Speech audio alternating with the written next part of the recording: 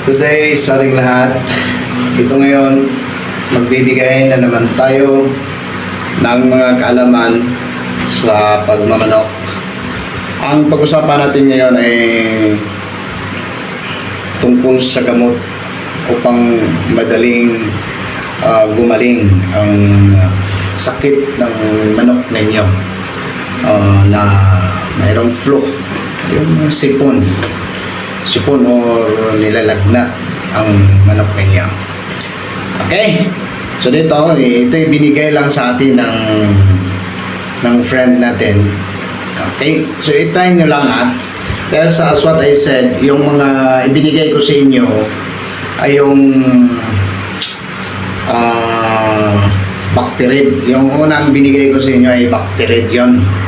So ibigay mo sa manok mo ay Bactarid pag nagkakaroon ng sakit ng iyong manok.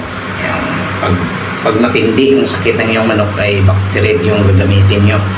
So dito, while we talk with each other, yung friend ko, tinuruan ko siya sa Bactarid. Sabi niya, mayroon pang mas magaling dyan. That's why na ituturo ko rin sa inyo. Ano sabi niya? Ang ano lang yun, ang Bactarid. Ilan lang yung ano yun, ng per cc, 15 pesos yata ang per cc. Ngunit itong bagong ano to, itong ituturo ko sa inyo na mas magaling pa sa Bactarid ay may kamahalan to. Sabi niya parang 40 plus ba? 40 plus, 20 plus, so ganun. Basta mas mahal siya sa Bactarid. Ang Bactarid 15, parang 40 yata yun. I-try nyo lang. Basta madaling nare-recover yung ano niya, yung 3 days lang raw, sabi niya. Try nyo. That's why tuturo ko rin dito sa inyo. Kahit hindi ko pa yan nasubukan. Try nyo. L-Spec. L-Spec daw ang ang gamot nyo sa manok nyo mayroong flu. Okay? Try nyo lang. So, twice mo raw siyang indikan. 1 in the morning and 1 in the afternoon. At saka pag lagyan mo ng mayroon siyang tablitas na sinabi na ipapainom mo rin sa ngunit kalimutan. Yung simple lang yung tablitas yun. Ganyan, yan, alam nyo na yan kung sa anong tablitas niya na yung madali bang gumaling.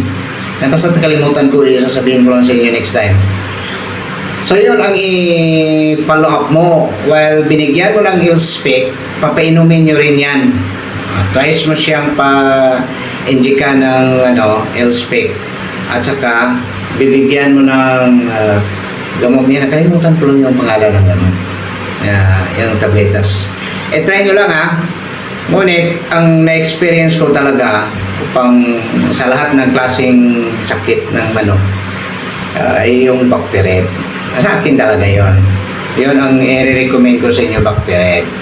Medyo hindi lang masyadong mahal, ngunit tested ko na yon. Tested na. Ngunit ito ang sasabihin ko sa inyo, try nyo rong L-Spec kung totoo bang 3 times. 3 days lang raw na recover na yung flu ng nyo. Manok nyo, try nyo dahil mas magaling pa raw yan sa mas effective pa raw kaysa Bactarid. At try nyo my friend. So, good luck sa ating lahat.